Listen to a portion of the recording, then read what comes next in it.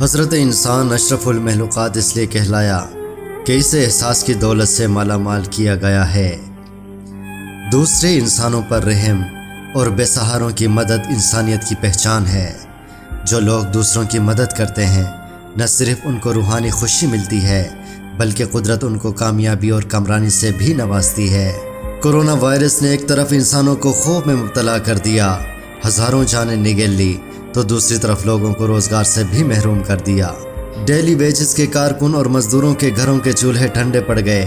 नफ्सा नफ्सी के इस आलम में जब लोग एक दूसरे से कोसों दूर भागते हैं, गरीबों, मिस्कीनों, बेवाओं और नदारों की मदद करने वाले बहुत कम होते हैं। खामोश फाउंडेशन एक नेक जज्बे और खुलूस के साथ आगे बढ़ा है। इंतहाई महदूद वसाइल के बावजूद असल हकदारों की मदद का मिशन लेकर मसरूफ़ अमल है।